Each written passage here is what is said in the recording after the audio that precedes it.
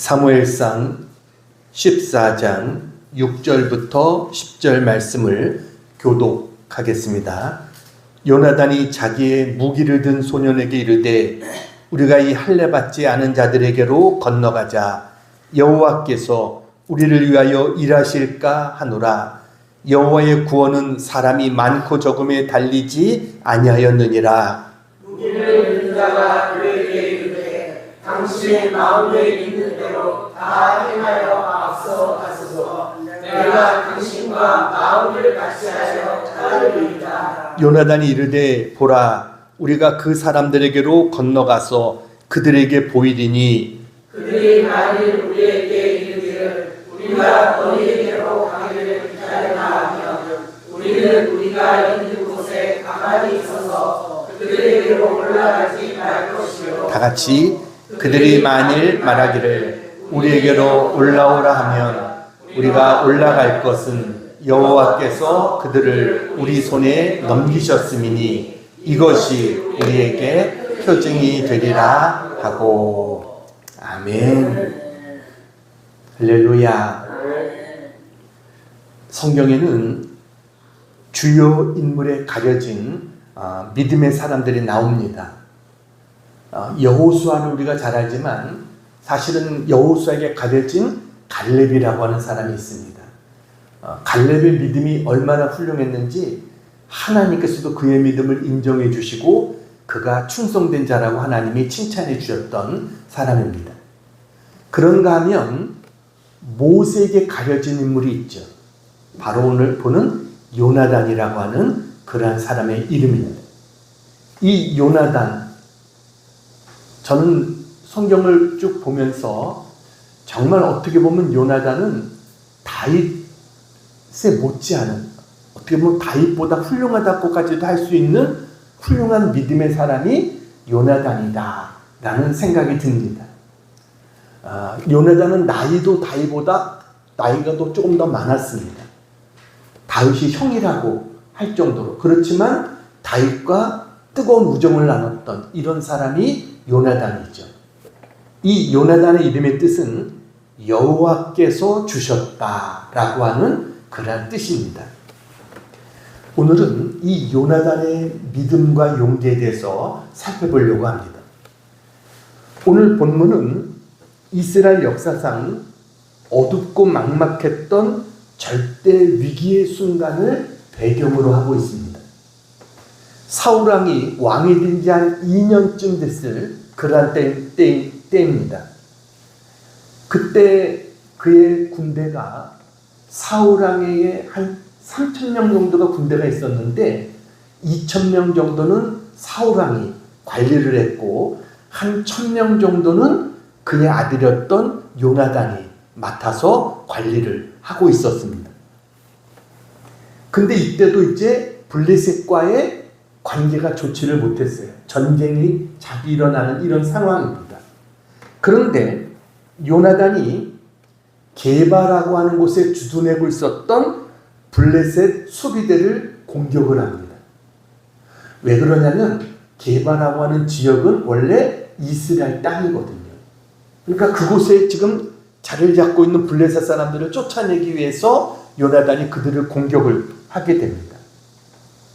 어떻게 보면 이스라엘의 땅을 찾으려고 하는 거룩한 시도였지만 이 일로 인해서 블레셋의 대군이 이스라엘을 쳐들어오게 됩니다.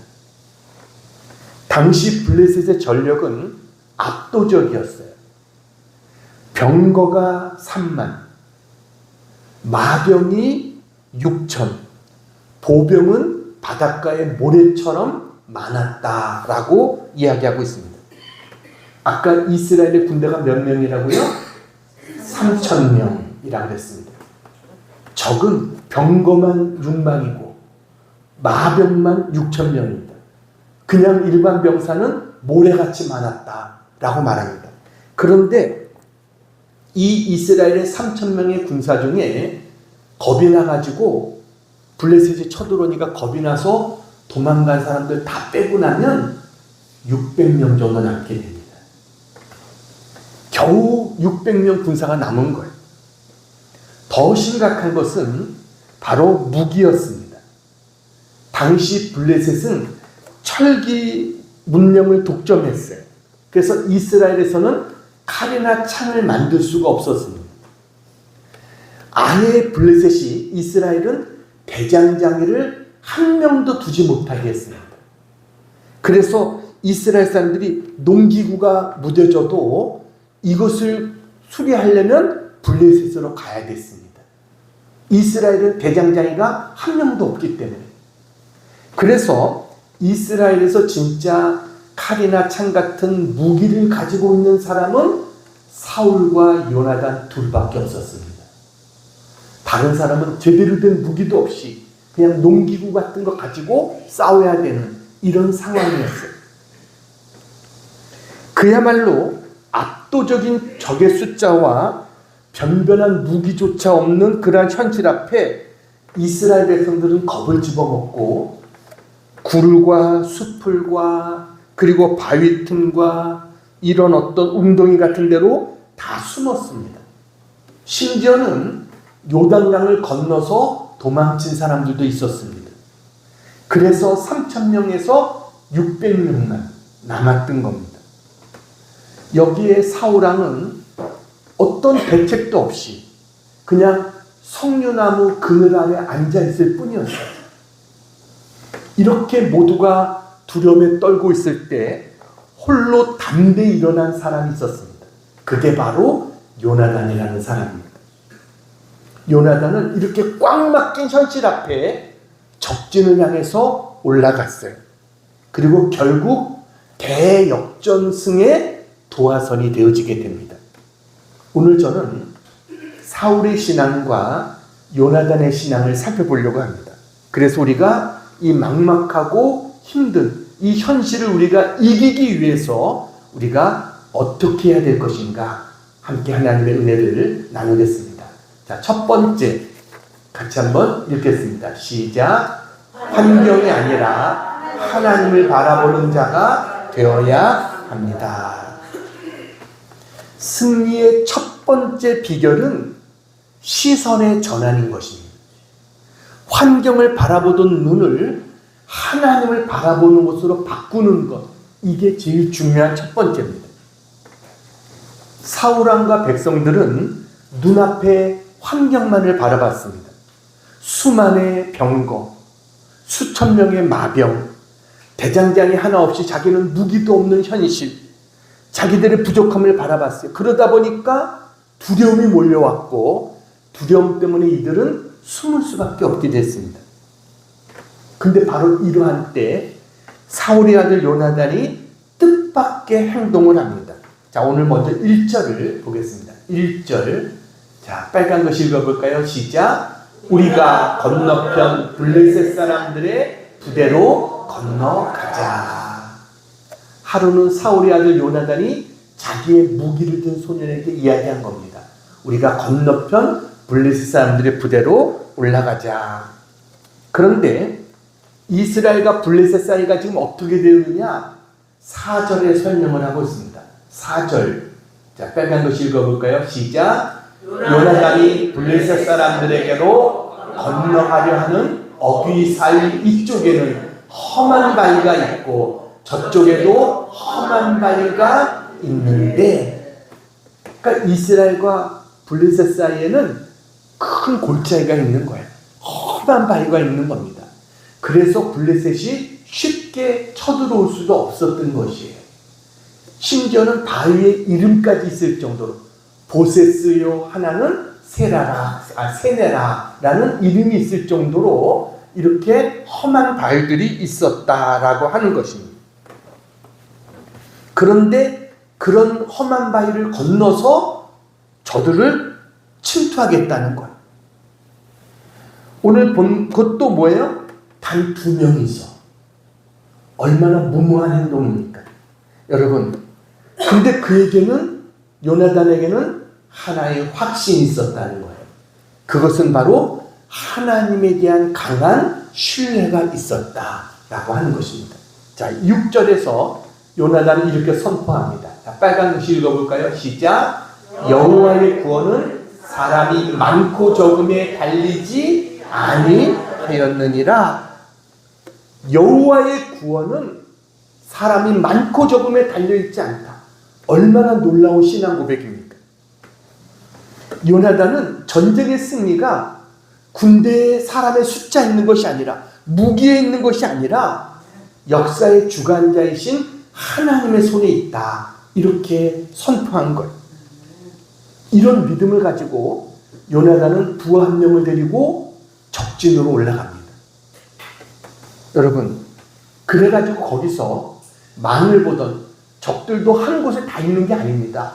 거기에는 전진에 있는 그런 앞에서 보초같이 서고 있는 사람들이 있고, 본진은 한 2-3km 뒤에 떨어져 있는 거예요.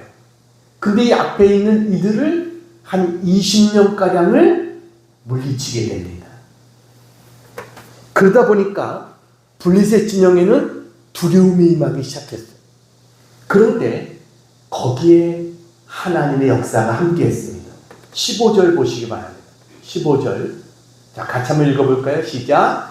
들에 있는 진영과 모든 백성들이 공포에 떨었고 부대와 노략군들도 떨었으며 땅도 진동하였으니 이는 큰 떨림이었더라. 아멘.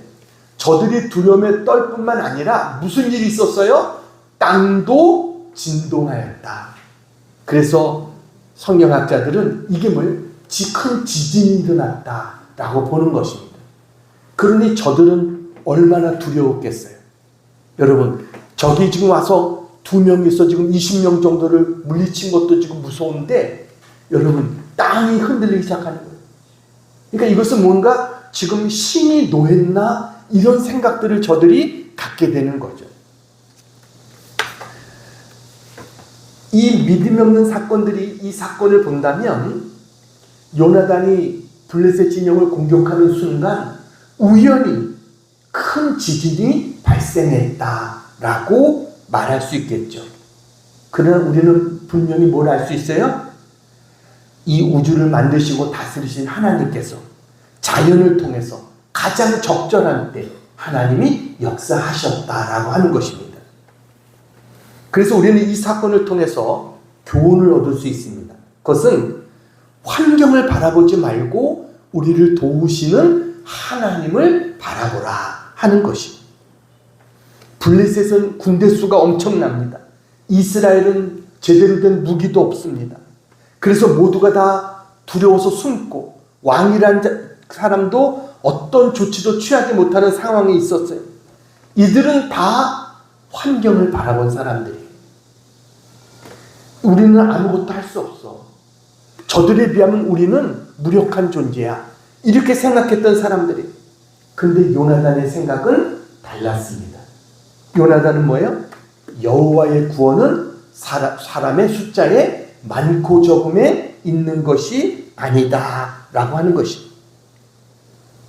만약에 요나단이 자기의 지혜를 믿었다면 이렇게 무모하게 행동할 수 있을까요? 그러나 요나단은 하나님의 역사하심을 믿었어요. 요나단은 믿음의 사람이었어요. 그래서 지금 사면 초가와 같은 이런 상황 속에서도 그는 하나님을 주목한 거예요. 하나님을 바라본 거예요. 그리고 담대하게 나갔어요. 여러분, 요나단의 이런 믿음이 어디서 났을까요? 요나단의 믿음이 어디서 났을까요? 그의 아버지 사울로부터 났을까요? 아니요. 사울은 처음에 믿음이 있는 것처럼 보였지만 갈수록 사람을 의식했던 사람이 사울입니다. 사울은 믿음 없었어요. 그러면 요나단이 이런 믿음은 어디서 났을까요? 믿음은 어디서 납니까? 믿음은 들음에서 납니다. 뭘 들었을까요? 이스라엘의 역사에 하나님이 어떻게 역사했는가를 요나단은 들었던 거예요. 어떻게 출애굽시키고, 어떻게 광야로 인도하셨고, 가나안 땅을 정복하게 하셨고, 그리고 어떻게 사사시대를 지나게 했는지 요나단은 그것을 들어서 알고 있어요. 근데 그 중에서도 요나단이 집중했던 것이 있어요. 그것은 바로 기드온이라고 하는 사람이었습니다. 기드온 때와 지금 이스라엘의 상황은 너무나 비슷합니다. 기드온 때는 미디안 족속이 쳐들어왔습니다. 근데 이스라엘 백성은 미디안 족속과 상대가 되지 않았어요. 미디안이 13만 5천 명을 몰고 이스라엘에 쳐들어왔을 때 이스라엘의 군대를 모집해서 모여진 숫자는 3만 2천 명이었습니다. 13만 5천 명과 3만 2천 명 상대가 되지 않죠. 그런데 여러분 어떡합니까? 하나님은요 그 3만 2천 명도 많다는 거예요. 그러니까 지금 두려워서 떠는 사람이 있으면 돌려보내라. 하나님 보냅니다. 그래서 10,000명이 남습니다. 근데 하나님 뭐라고 말해요? 10,000명도 많다라고 말씀하십니다. 그리고 300명을 줄입니다. 여러분 적에 비해서 300명 숫자는 말이 안 되죠. 그럼 무기라도 좋았습니까? 아니요. 이 300명에게 무기도 없었습니다. 그들에게 주어진 무기는 항아리와 횃불 뿐이었어요. 그리고 나팔. 이게 그들이 가진 무기의 전부였어요. 근데 하나님은 어떻게 했어요? 이스라엘 백성들에게 두려워하지 마. 전쟁은 숫자에 있는 게 아니야. 이 말씀은 하나님이 기드온에게 주셨던 그러한 메시지였어요. 이스라엘 민족이 어떻습니까? 미디안족들이 쳐들어올 때 무서워서 굴로 숨고 그 기드온도 밤에 몰래 그냥 이 포도주 틀에서 타작을 해야 될 정도로 두려움이 많았던 그런 상황이었습니다. 그런데 하나님은 그들을 택했어요. 그리고 그들을 쓰셨어요. 기드온에게 말합니다. 두려워하지 마. 전쟁은 사람의 숫자에 있는 게 아니야. 그리고 하나님은 역사하셨다는 거예요. 이스라엘 민족으로 하여금 승리케 하셨어요. 요나단은 이 사실을 알고 있었던 거예요. 그래서 자기 밑에 있는 무기든 두 아이에게 두려워하지 마. 전쟁은 사람의 숫자에 있지 않아. 이렇게 말하고 그를 데리고 나갈 수 있었다라고 하는 것입니다. 여러분, 하나님 우리와 함께 하시면 사람의 숫자가 문제 아닌 줄로 믿습니다. 나의 능력이 문제가 아니에요. 요나단과 그의 부하 둘이 올라갔지만 이 전쟁을 승리하게 만들었어요. 여러분, 이스라엘 백성들 다윗이 골리앗과 나갈 때 상대가 됩니까? 상대가 될 수 없죠. 그렇지만 다윗은 골리앗을 보지 않고 만군의 여호와 이름으로 나간다면서 하나님 보고 나갔을 때 승리할 수 있었어요. 여호수아 갈렙 모든 이스라엘 백성들이 저 가나안 땅의 아낙 자손들을 보면 우리는 메뚜기 같다라고 말했지만 이들은 하나님 우리와 함께 하시면 저들은 우리 밥이다 라고 하고 나가서 그들은 결국 어떻게 해요? 가나안 땅에 들어갈 수 있게 됐던 것입니다. 여러분, 여러분에게 문제가 있습니까? 사울왕과 이스라엘 백성들처럼 환경을 바라보는 게 아니라 여러분 요나단처럼 하나님 바라보고 나갈 수 있는 우리 모두가 되기를 축원합니다. 거기에 승리의 역사가 있다라고 하는 것입니다. 자, 두 번째 같이 읽겠습니다. 두 번째 시작. 내 생각보다 하나님의 뜻을 앞세워야 합니다. 두 번째로 우리가 진정한 승리를 누리기 위해서는 내 생각과 계산보다 하나님의 뜻을 앞세우는 삶을 살아야 됩니다. 여러분, 열정과 의욕만 가지고 나가는 것은 믿음이 아닙니다. 그건 자만인 것입니다. 요나단은 무조건 어떤 면에서 혈기와 만용으로 적진에 뛰어들지 않았습니다. 그는 철저히 이 전쟁에 하나님이 함께 하시는가 이것을 확인해 보고자 애썼습니다. 자, 8절부터 10절을 같이 한번 읽어보겠습니다. 시작. 요나단이 이르되 보라 우리가 그 사람들에게로 건너가서 그들에게 보이리니 그들이 만일 우리에게 이르기를 우리가 너희에게로 가기를 기다리라 하면 우리는 우리가 있는 곳에 가만히 서서 그들에게로 올라가지 말 것이요 그들이 만일 말하기를 우리에게로 올라오라 하면 우리가 올라갈 것은 여호와께서 그들을 우리 손에 넘기셨음이니 이것이 우리에게 표징이 되리라 하고, 요나단은 하나님 앞에서 표징을 구했습니다. 적들이 이렇게 자기들이 적들 앞에 모습을 드러냈을 때 적들이 뭐라고 할 거잖아요.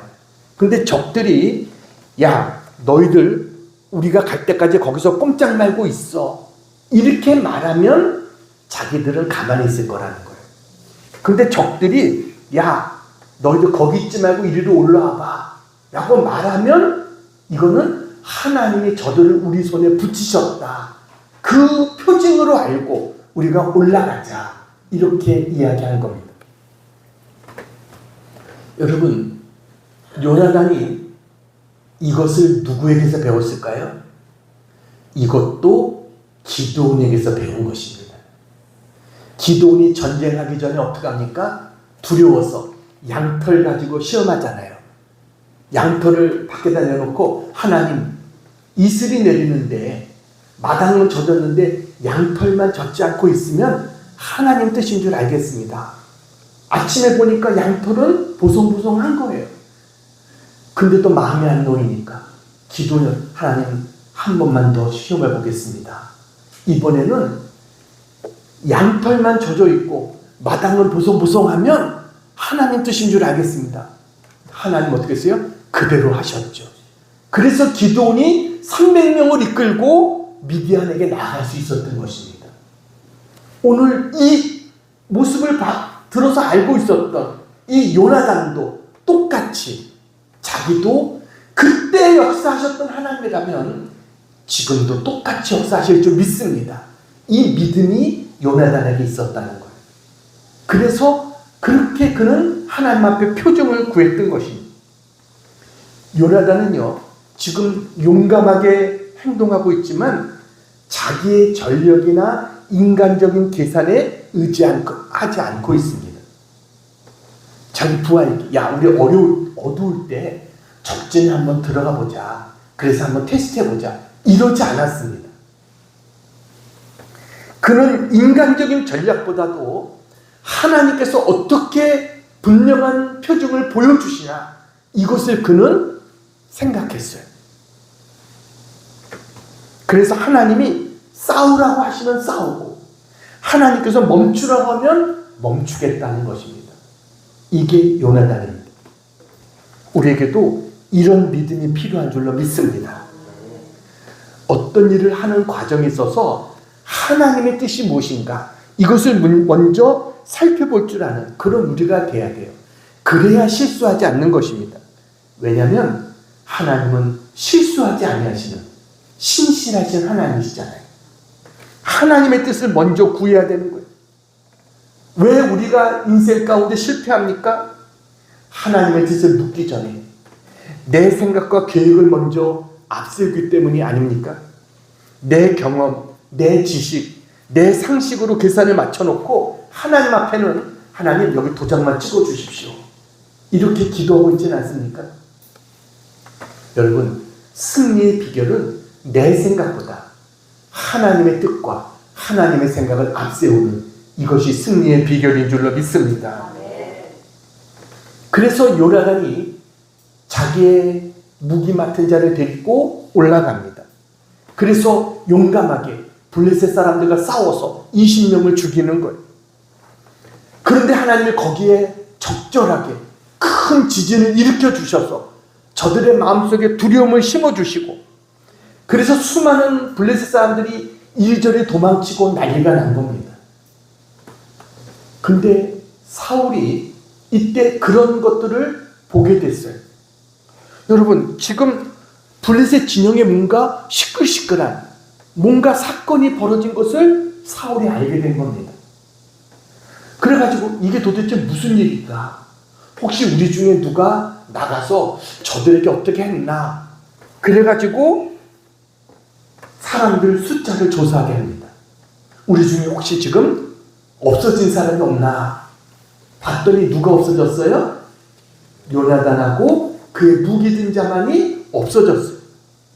그러나 지금 사울의 입장에서는 블레셋 진영에 지금 저 요나단 저 소동이 요나단과 그 부하 때문에 일어난 소동이라고는 아직도 상상조차 못하고 있습니다. 이건 도저히 말이 안 되잖아요. 둘이서 어떻게 저 적진에 올라가서 저렇게 할까 생각도 못하고 있는 거예요. 그래서 사울은 제사장 아이야에게 하나님의 괴를 가져오라고 합니다. 이것은 뭐냐면 저들이 지금 저렇게 하고 있는 것이 도대체 무엇 때문인지 하나님의 뜻을 알고 싶다는 거예요. 그래서 하나님의 괴를 가져오라 이렇게 지시를 합니다. 자, 그런데 제사장 아이야가 하나님의 괴를 가지고 오려고 하는 그때 블레셋 진영이 점점 더 소란스러워지고 점점 더 난리가 났어요. 이것을 보면서 야, 사울의 입장에서 지금 저들의 진영에서 뭔가 분명히 저들에게 불리한 어떤 일이 일어나고 있구나. 이것을 사울이 알게 된 겁니다.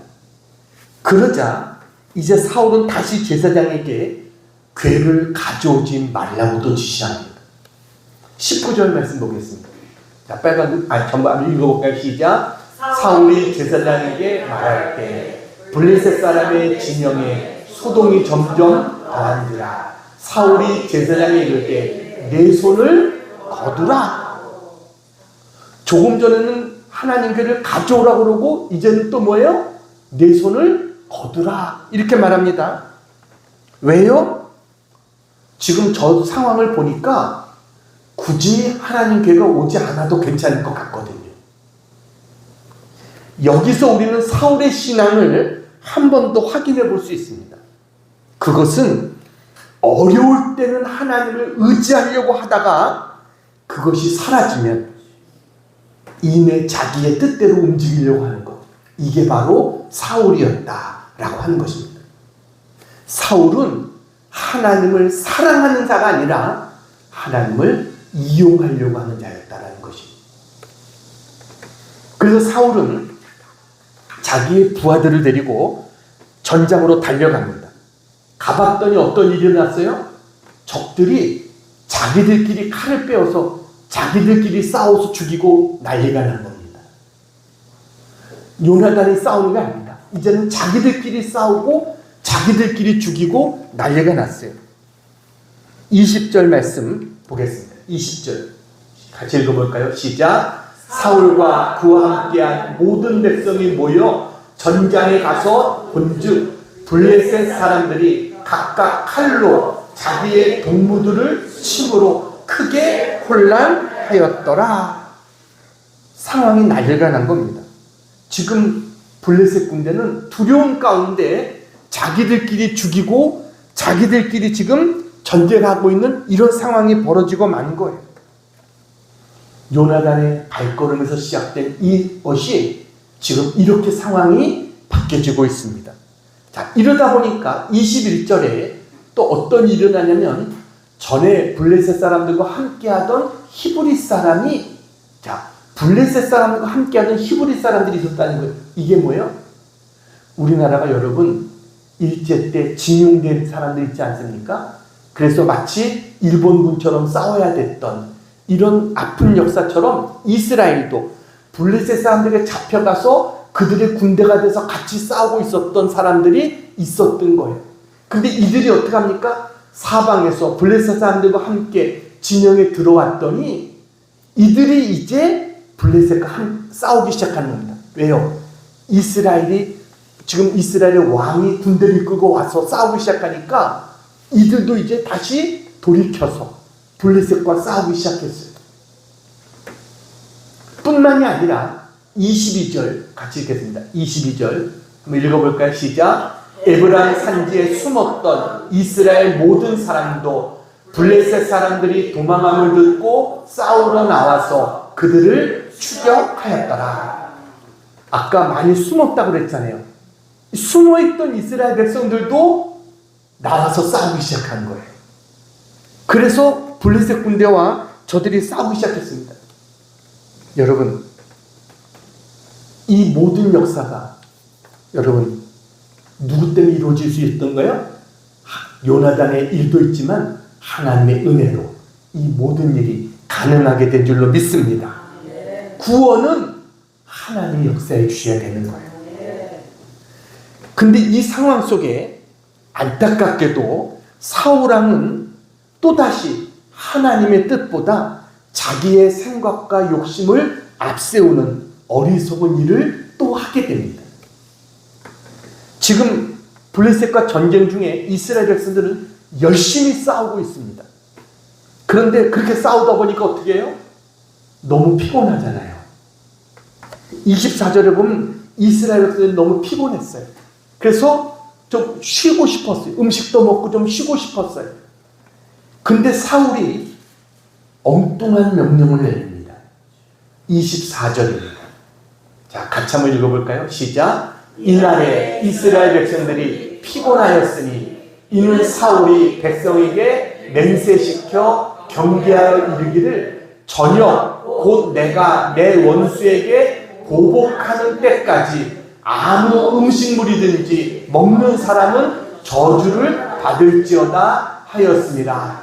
그러므로 모든 백성이 음식물을 맛보지 못하고, 지금 승기를 잡은 상황인데 이런 상황 속에 사울은 하나님의 뜻을 묻지도 않고 이 블레셋과의 전투가 끝날 때까지 아무것도 먹어서는 안 된다, 이렇게 명령을 내린 겁니다. 그러니까 여러분 얼마나 힘들겠어요. 그들은 숲속에서 꿀을 발견했는데도 그것을 먹지를 못하고 있는 거예요. 이 명령을 최초로 어긴 사람이 바로 요나단이었습니다. 요나단은 아버지 사울의 명령을 듣지 못했어요. 그래서 아무 주저 없이 그 꿀을 먹게 된 겁니다. 그래서 그는 기력을 회복하고 다시 나가서 싸워서 승리할 수 있었지만, 여러분 이스라엘 백성은 어때요? 지치고 지친데 배고픔까지 겹쳐가지고 그들이 어떤 일까지 벌이냐면 32절 같이 읽겠습니다. 시작. 백성이 이에 탈취한 물건에 달려가서 양과 소와 송아지들을 끌어다가 그것을 땅에서 잡아 핏째 먹었더니, 이것은요 배고픔을 견디지 못한 백성들이 지금 짐승을 잡아서 핏째 먹었다, 이건 율법을 어기는 심각한 범죄를 저지른 겁니다. 이스라엘 백성들이 이렇게 잘못했는데 왜 이렇게 잘못했어요? 누구 때문에 이랬어요? 사울 때문에 이와 같은 일을 저지르게 된 거예요. 사울의 무모한 어떤 면에서 욕심과 열정 때문에 이와 같은 일이 이루어지게 된 겁니다. 사울은요 동이 틀 때까지, 다시 말하면 밤새도록 블레셋을 공격해서 모조리 쳐부수자라고 신하들에게 말했어요. 이때 한 제사장이 사울에게 그 일을 하기 전에 하나님께 먼저 물어보자 이렇게 했지만, 여러분 사울은 제사장의 말을 듣지 않습니다. 자기 생각대로, 자기 고집대로 지금 밀어붙이는 거예요. 제사장의 입장에서도 이거 이렇게 해서는 안 되겠다라는 생각이 들었던 거죠. 그래서 사울을 말려고 했지만 듣지 않았어요. 어떻게 보면 하나님의 뜻이 아니었다라고 생각합니다. 그러자 이스라엘 민족이 지쳐서 싸울 수가 없잖아요. 그래서 적들을 온전히 물리치지 못하는 거예요. 이러다 보니까 사울은 이게 누군가의 죄 때문에 이런 결과가 생겨진 것이다 라는 생각을 하게 됩니다. 그래가지고 누가 잘못했는지 그를 찾아내겠다고서 죄를 뽑습니다. 근데 누가 뽑혔을까요? 요나단이 뽑히게 됩니다. 너 무슨 일이 있었느냐 하니까 요나단이 이야기를 하죠. 제가 전쟁 중에 제가 꿀을 먹었다, 이와 같은 일을 이야기하는 거예요. 사울은요 제비 뽑기에 앞서서 이런 이야기를 합니다. 자기의 아들 요나단이 걸린다고 해도 죽음을 면하지 못할 것이다 라고 이야기를 했어요. 무서운 맹세를 한 거예요. 그러니까 어떻게 됩니까? 요나단은 죽을 수밖에 없는 상황에 처해지게 된 거예요. 그러자 백성들이 만류합니다. 45절입니다. 같이 한번 읽겠습니다. 시작. 백성이 사울에게 말하되 이스라엘에 이 큰 구원을 이룬 요나단이 죽겠나이까? 결단코 그렇지 아니하니이다. 여호와의 살아계심을 두고 맹세하옵나니 그의 머리털 하나도 땅에 떨어지지 아니할 것은 그가 오늘 하나님과 동역하였음이니이다 하여 백성이 요나단을 구원하여 죽지 않게 하니라. 아멘. 백성들이 안 된다는 거예요. 요나단 때문에 우리가 승리했는데 요나단을 죽이면 되겠느냐? 안 된다라고 이야기를 한 겁니다. 여러분, 그래가지고 요나단이 살게 된 겁니다. 더 정확하게 말하면 믿음으로 싸웠던 요나단을 하나님이 살려주신 줄로 믿습니다. 사울도 맹세는 했지만 겨우 꿀 하나 찍어 먹은 것 때문에 자기 아들 죽이기가 그렇잖아요. 더군다나 이 승리의 결정적인 공헌을 한 사람이 요나단인데, 그래서 결국은 자기 아들을 죽이지 않습니다. 그리고 나서 동이 틀 때까지 싸우겠다고 하는 것을 포기하고 결국은 블레셋과 이스라엘이 돌아서게 됩니다. 이것이 전쟁의 내용이었어요. 오늘 본문을 보면 사울은 어떤 사람입니까? 사울은 자기 뜻대로 하는 사람이에요. 급할 때는 하나님에게 가져오라고 했다가 조금 상황이 자기에게 유리하게 나가는 것 같으니까 야, 필요 없어. 이게 사울입니다. 정말 중요한 싸움을 싸우면서도 하나님의 뜻이 무엇인지 묻지 않았던 사울. 그러나 요나단 어때요? 요나단은 하나님, 제가 싸우러 올라가야 될까요? 하나님 분명한 표정을 보여주세요. 하나님의 뜻을 구했던 요나단. 우리도 언제나 하나님의 뜻을 먼저 구하는 우리 모두가 되기를 축원합니다. 이는 모든 권력과 힘을 다 내려놓고 하나님의 뜻과 주권을 인정하는 그야말로 대단한 영적인 겸손함이었습니다. 그리고 요나단은 다윗을 자기의 생명처럼 사랑했어요. 이 우정은 단순히 마음에 맞는 수준을 넘어서 자기의 목숨을 거는 희생적인 우정이었습니다. 그야말로 광기에 사로잡혀 있는 그 아버지 사울 왕이 다윗을 죽이려고 할 때 요나단은 목숨을 걸고 아버지를 설득하고 다윗을 변호해 주었습니다. 이 일로 인해서 사울이 던진 창 때문에 죽을 뻔하기도 했습니다. 그리고 다윗이 사울을 피해서 십광야라고 하는 곳에 숨어 있을 때 요나단은 위협을 무릅쓰고 비밀리에 가서 다윗에게 하나님을 힘있게 의지하라 라고 권면했던 사람이 요나단이었습니다. 그리고 요나단은 사울 왕이, 자기 아버지가 하나님께 버림받고 영적으로 몰락할 때 요나단은요, 아버지의 잘못을 알고 있습니다. 그러면서도 다윗을 도왔어요. 그렇지만 그는 아버지를 배신하고 버리지 않았습니다. 그는 왕자로서의 자기의 책임을 다하고 아버지가 비록 잘못해서 아버지가 지금 전쟁에서 죽게 생겼지만 끝까지 아버지 곁을 지켰던 사람이 그 요나단이었습니다. 그래서 길보아산 전투에서 아버지 사울과 함께 장렬하게 전사한 사람, 이게 바로 요나단입니다. 그는 자기의 유익에 위해서 이리저리 옮겨다닌 사람이 아니었어요. 하나님의 부르신 자리에서 생명을 다하는 순간까지 그는 최선을 다하고 신실하게 충성했던 믿음의 사람, 이게 바로 요나단이었는 줄로 믿습니다. 여러분, 오늘 요나단이 가지고 있었던 그 믿음과 용기, 여러분 그것이 우리의 것이 되어지기를 축원합니다. 요나단은 다윗에 가려진 그냥 그저 그런 사람이 아니라 그는 정말 다윗에게도 믿음의 영향을 줄 수 있었던, 다윗이 요나단이 죽었다는 소식을 듣고 누구보다 슬퍼할 정도로 그렇게 영향을 주었던 그 사람이 바로 요나단이었습니다. 그런 요나단, 여러분 우리도 믿음으로 나갈 때 우리 앞에 문제들이 가로막고 있을 수 있어요. 그때마다 문제를 바라보지 말고 환경 바라보지 말고 하나님 바라보고 나가는 자가 되기를 축원합니다. 그리고 그냥 머리로만 아는 믿음이 아니라 행동으로 옮기는 그러한 믿음을 통해 하나님의 살아계심을 증거하며 승리하며 나가는 그런 우리 모두가 되어지기를 주님의 이름으로 축원합니다. 기도하겠습니다. 여러분 이 시간 나도 요나단과 같은 믿음과 용기의 사람이 되기를 원합니다. 하나님 저를 써 주시옵소서. 이렇게 생각하는 분들 한번 가슴에 한번 손 얹고 기도하겠습니다.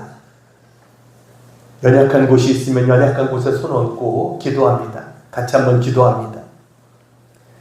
사랑과 내가 풍성하신 하나님 아버지, 오늘도 말씀을 통해 요나단의 믿음과 승리를 바라보게 하시니 감사합니다. 주님, 우리는 때때로 눈앞의 환경과 거대한 문제 앞에서 사울과 백성들처럼 두려워하고 숨을 때가 많았습니다. 내 능력의 초라함을 탓하고 세상의 벽이 높다며 주저앉았던 우리의 불신앙을 용서해 주시옵소서. 이제 우리의 시선을 돌려 세상보다 크신 하나님을 바라보게 하여 주시옵소서. 내 생각과 인간적인 계산을 내려놓고 오직 하나님의 뜻을 먼저 구하며 주님이 주신 약속을 의지해 담대히 발걸음을 내디딜 수 있는 성숙한 믿음의 종들이 되게 해 주시옵소서. 우리가 믿음으로 담대히 나아갈 때 대적의 진영을 흩으시고 승리를 주셨던 하나님의 역사가 우리 사랑하는 성도들의 가정과 터전 위에 동일하게 나타나게 도와 주시옵소서. 날마다 삶의 현장에서 승리의 찬가를 부르는 거룩한 주의 백성들 다 되게 도와 주시옵소서. 하나님, 저들 앞을 가로막고 있는 여리고는 무너지게 하여 주시옵소서. 육신의 연약함도 사라지게 하여 주시옵소서. 하나님만이 진정한 우리의 치료자가 되어 주심을 믿습니다. 주님, 주님의 손으로 친히 안수하여 주시고 약한 자들 치료의 강선을 비춰주셔서 여호와 라파의 치료의 하나님이심을 간증하며 고백할 수 있게 도와주시옵소서. 우리 사랑하는 성도들, 하나님 영혼이 잘된 같이 범사가 잘되게 하시고 강건한 축복들이 있게 도와주시옵소서. 하나님 감사합니다. 여호와 니시의 승리의 은혜가 우리 사랑하는 종들에게 언제나 함께하게 하여 주시옵소서. 예수님의 이름으로 간절히 기도하옵나이다. 아멘.